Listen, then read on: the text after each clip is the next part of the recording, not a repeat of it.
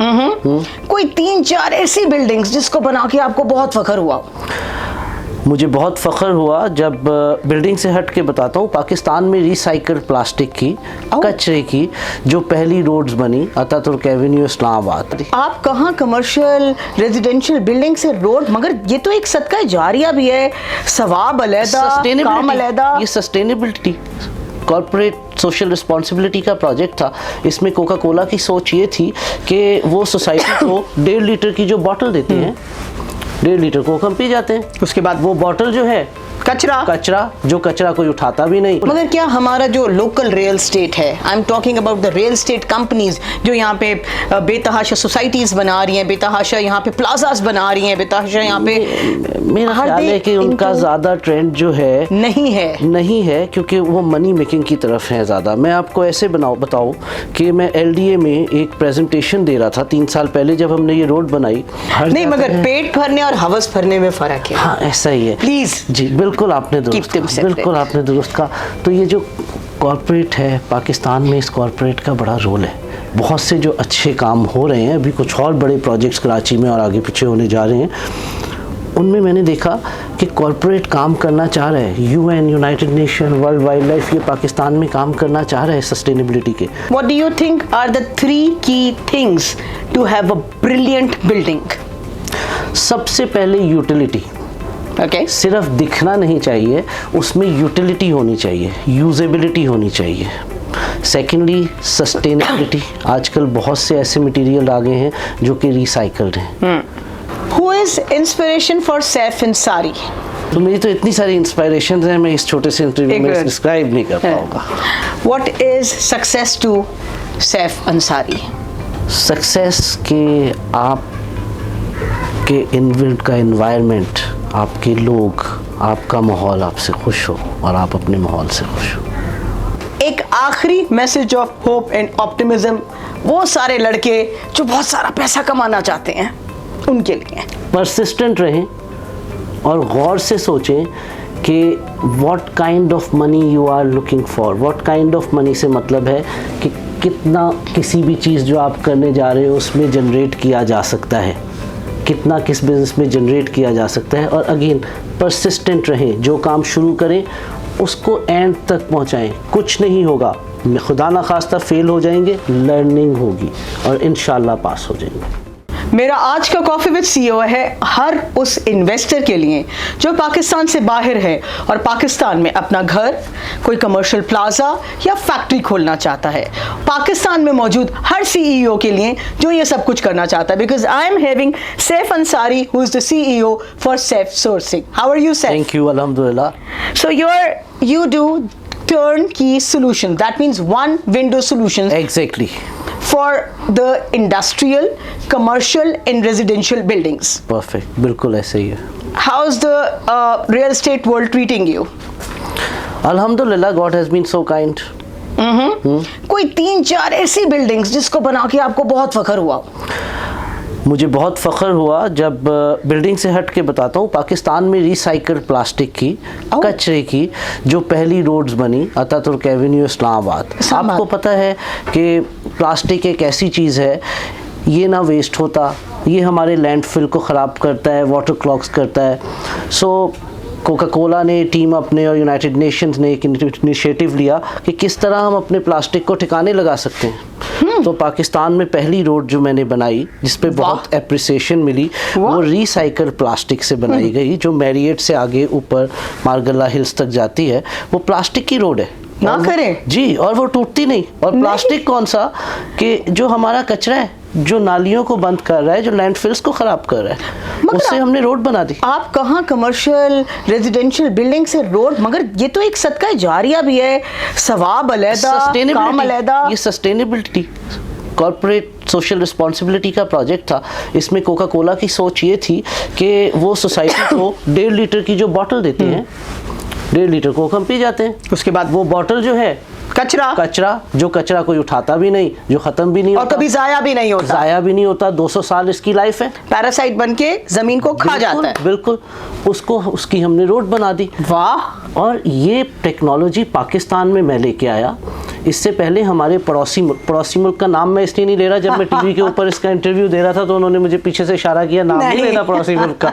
तो पड़ोसी मुल्क में 1.5 लाख किलोमीटर बन चुकी है। और हमारे कितने किलोमीटर? हमारे तो अभी चंद किलोमीटर बनी है, कुछ जगहों पे और बन रही है, जैसे अब मोबिल लिंक बनाने जा रहा है कुछ और। जैसे मोबिल लिंक की अब सोचिए कि वो इतनी सी सिम सेंटीमीटर की सिम देते हैं और उसके साथ इतना ज़्यादा कार्ड लैंडफिल को दे रहे हैं।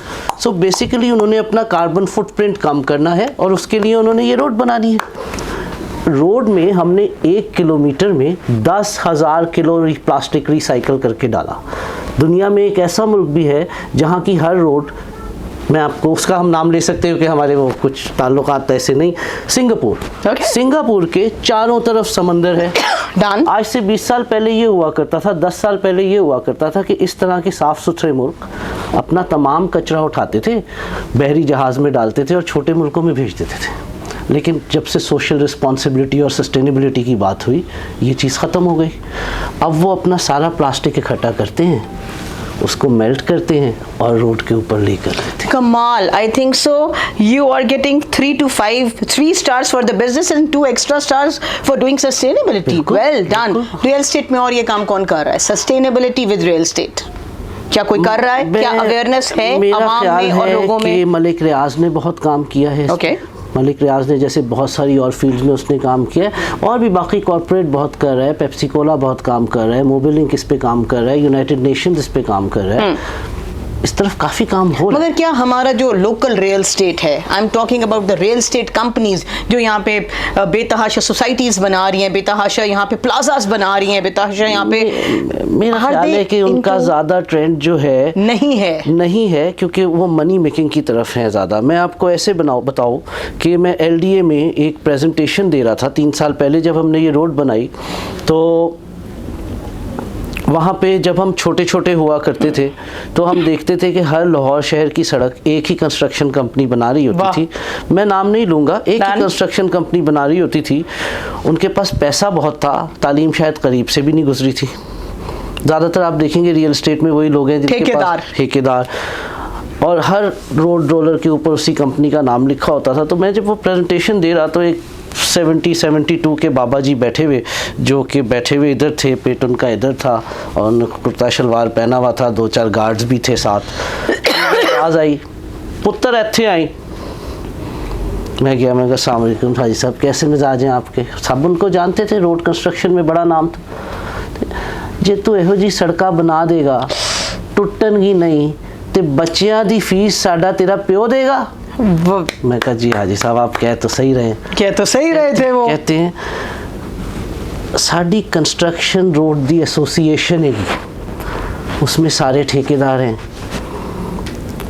जो सड़क टुटेगी तेनू नहीं काम मिलेगा ते मैनू मिलेगा, मैनू नहीं मिलेगा तेनू मिलेगा, इनू नहीं मिलेगा, इनू मिलेगा, सानू मिलेगा। ऐसा ते बरादरी च ही रहेगा ना। ते एहो जी सड़का ना बना इस मुल्क दे वास्ते नहीं है कि ये चीज़ा। वाह। तो आप देखें कि जब सोच ये हो तो रियल एस्टेट और डेवलपमेंट वाले लॉन्ग टर्म सस्टेनेबिलिटी इसमें आते नहीं। वैसे भी आई थिंक ये सस्टेनेबिलिटी और ये सब चीज़ें जो हैं ये पेट भरने के बाद की बातें हैं। बड़ी प्यारी बात की आप। पेट भर नहीं, मगर पेट भरने और हवस भरने में फ़र्क है। हाँ ऐसा ही है। प्लीज़ जी बिल्कुल आपने दुरुस्त कहा। तो ये जो कॉर्पोरेट है पाकिस्तान में, इस कॉर्पोरेट का बड़ा रोल है। बहुत से जो अच्छे काम हो रहे हैं, अभी कुछ और बड़े प्रोजेक्ट्स कराची में और आगे पीछे होने जा रहे हैं, उनमें मैंने देखा कि कॉर्पोरेट काम करना चाह रहा है। UN, United nation, world wild life, ये पाकिस्तान में काम करना चाह रहे हैं सस्टेनेबिलिटी के।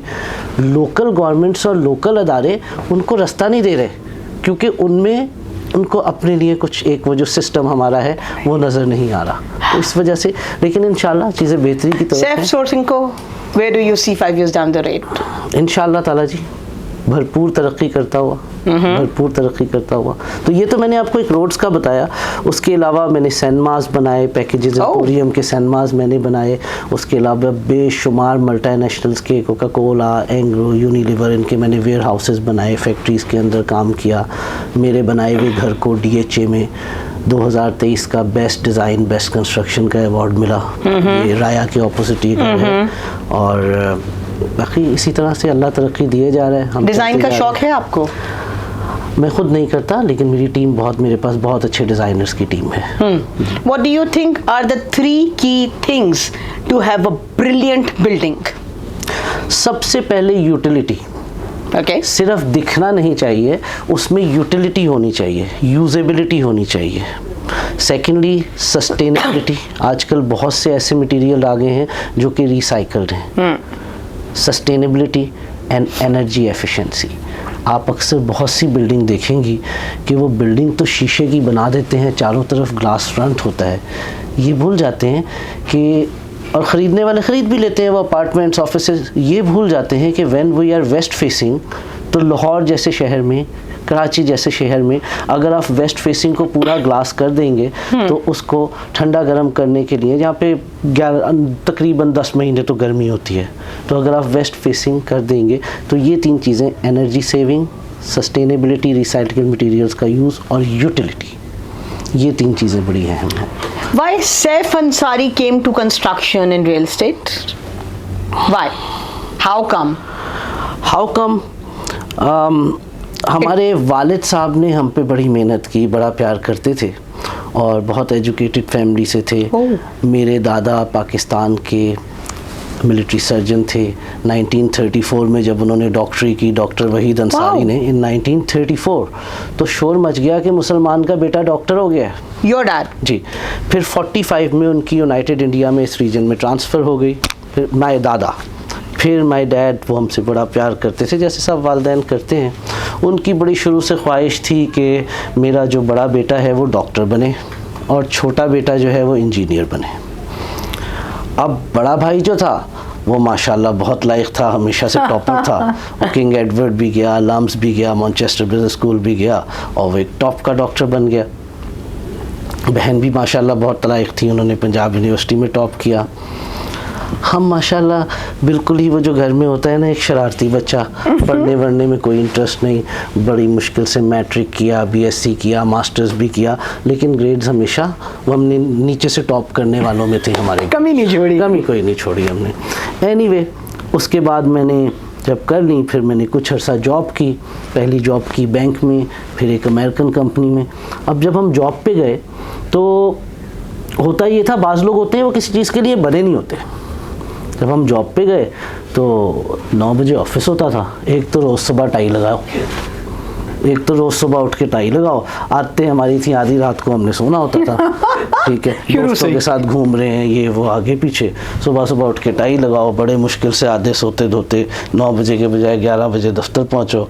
फिर बॉस ने गुर्राना कि भाई टाइम है, ये बैंक है। फिर रोज़ बॉस की वो राट सुन के सुनना कि ये तो बंदा ही ठीक नहीं, बॉस ठीक नहीं है, आप बंदा ही ठीक नहीं। और फिर 1 बजे तक तो वैसे थोड़ी सही नहीं होना, उसके बाद काम करना। बहरहाल 2 साल, फिर 5 बज जाने, फिर 5 बज जाने, तो काम होता रहा। फिर जब मैं अमेरिकन कंपनी में था तो ये सब तो मिजाज हमारा था, लेकिन when I was 22 years old, I was youngest manager for Pakistan for a multinational American firm. Which one? AIG, American International Group. और जो है क्या कहते हैं, फिर 22 साल की उम्र में, 23 साल की उम्र में मुझे उन्होंने कराची बुलाया। शेरेटन होता था जो अब मूव एंड पिक है, जिसमें yes, हमने, I know. तो शेरेटन में उन्होंने मुझे बुलाया और एक इंटरनेशनल कॉन्फ्रेंस हुई और उसमें मुझे एक गोल्ड मेडल मिला। You did that? Best sales team का, उसके बाद बेस्ट मार्केटिंग टीम का सिल्वर मेडल मिला और एक ब्रॉन्ज मेडल मिला। जब ये मेडल्स मिले और पता लगा कि यार यंगेस्ट मैनेजर फॉर पाकिस्तान में इस कंपनी का बन गया हूँ, तो ये भी पता लगा कि अब जैसे ही लाहौर जाएंगे और तरक्की मिलेगी और वाह वाह होगी। बट वो एक यंग एज थी, बहुत जल्दी चीज़ें इतनी ज़्यादा स्पीड से आई कि सम टाइम चीज़ें अगर बहुत तेज़ी से आएँ तो वो ख़राब भी कर देती हैं। वेरी गुड, ख़राब भी कर देती हैं। तो कराची में कुछ दोस्तों के साथ हमने कहा कि यार ऐसा करते हैं कि कुछ इन्वेस्टर ढूंढ के एक छोटी सी कंपनी बनाते हैं फाइनेंशियल सर्विसेज की।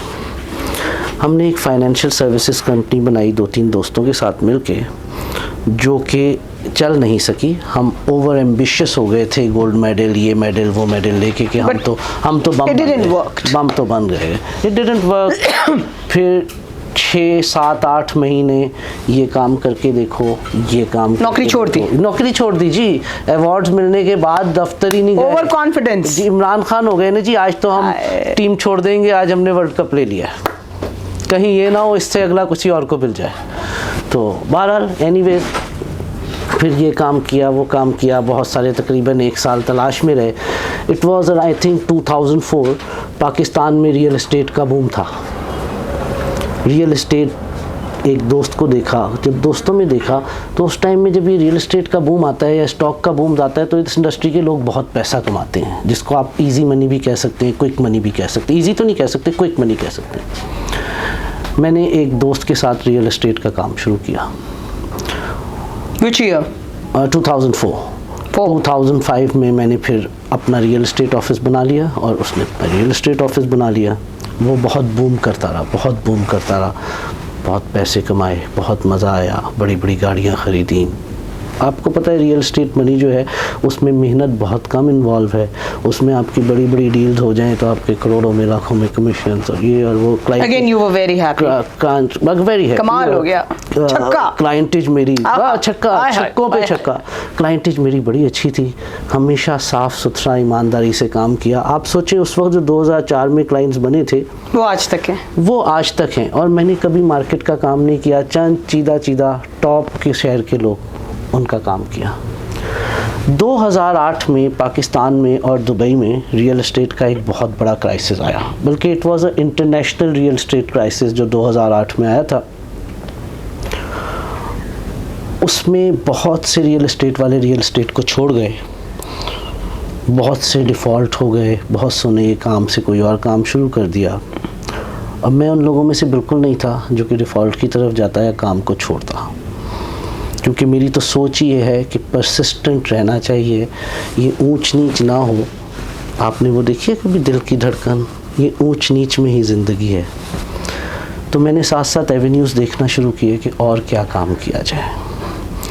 कंस्ट्रक्शन इंडस्ट्री मुझे समझ आई, शायद इसलिए भी समझ आई कि जो ये है ना कि कंस्ट्रक्शन ही क्यों समझ आई, मेरे जो चंद रियल एस्टेट के क्लाइंट्स थे वो डेवलपर्स थे, वो कंस्ट्रक्शन का बिजनेस करते थे। तो आप अच्छी चीज़ कोई बंदा पसंद करता है ना, अच्छी चीज़ कोई पसंद करता है, ऐसे तो नहीं कहते। वो कहते हैं कि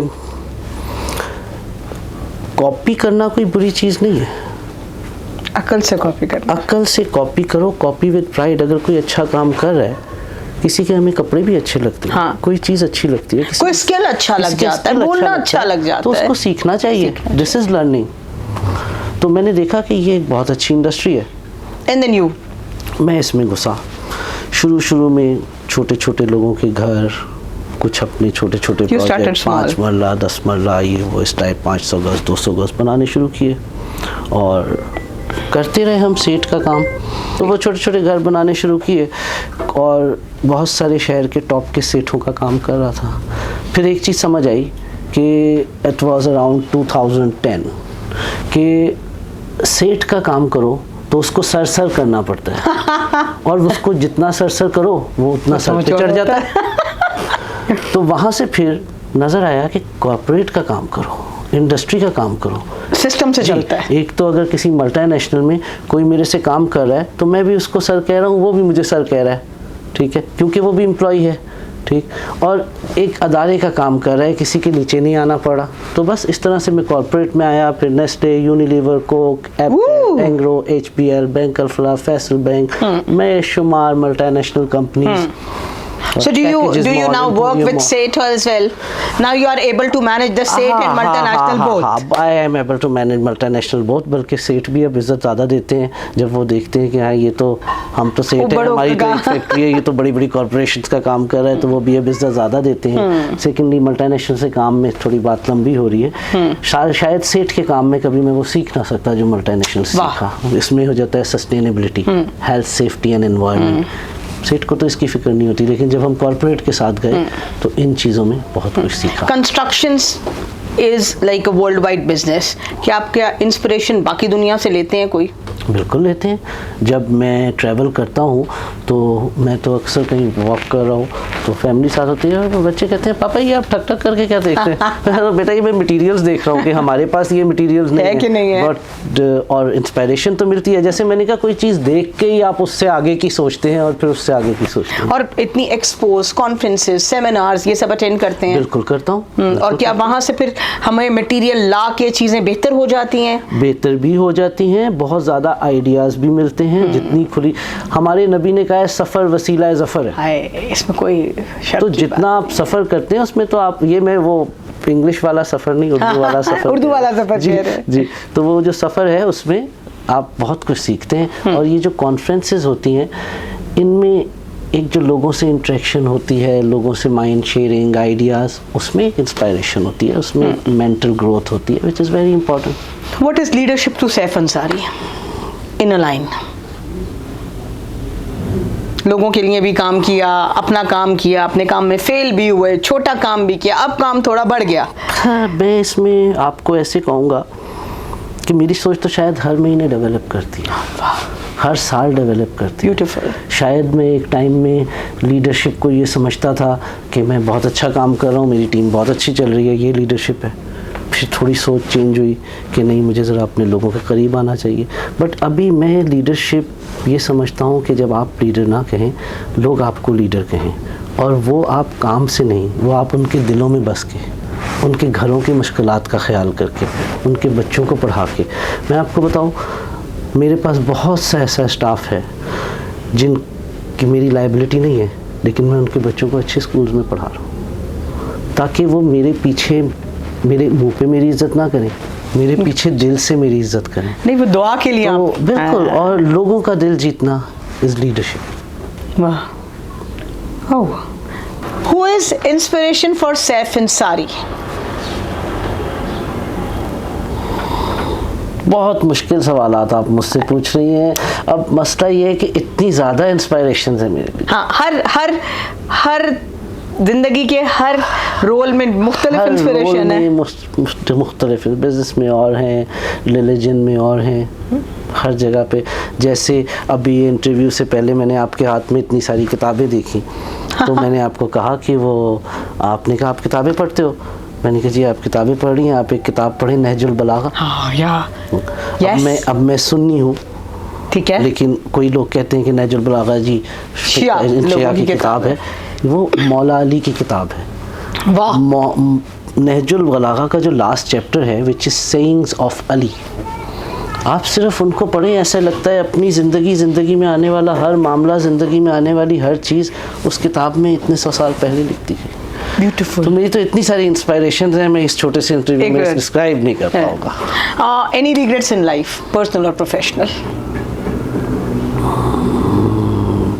कुछ बहुत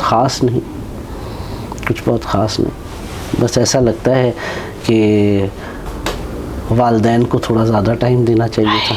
दिया, मैंने बहुत टाइम दिया उनको, उनकी बट स्टिल वो कम था। स्टेज में मैं उनके, हाँ, अब उनके जाने के बाद ये ना कोई चीज़ नहीं होती तो उसकी वो ज़्यादा वो हो रही होती है, तो उसकी ज़रा होता है कि वालिदैन का एक साया था कि मुश्किलें जल्दी चली जाती थी, अब भी चली जाती हैं, अब ज़रा फेस करना पड़ता है। तो शायद वो वालिदैन की दुआएं थी या उनकी मौजूदगी थी। तो बस इसके अलावा कोई रिग्रेट नहीं मुझे। फिल्में देखते हैं, किताबें पढ़ते हैं? फिल्में देखता हूँ। वो फिल्में जो दिल के बहुत पास हैं, and you want others to watch that? Oh, बड़ी शरारती किस्म की फिल्में हैं और मतलब शरारती वैसे नहीं, हाँ। जैसे I like good fellas, casino, gangster movies हैं। हाँ, तो मुझे तो, और क्या कहते, सस्पेंस मूवीज़ मुझे बड़ी अच्छी लगती हैं। इवन मैं हर तरह की मूवी देखता हूँ। आप मुझसे पूछेंगी इसके बाद अगर के म्यूज़िक सुनते हो, तो मैं 1960s का अपने अब्बा जी की उस दौर का फरीदा खानम भी सुनता हूँ, ठीक है।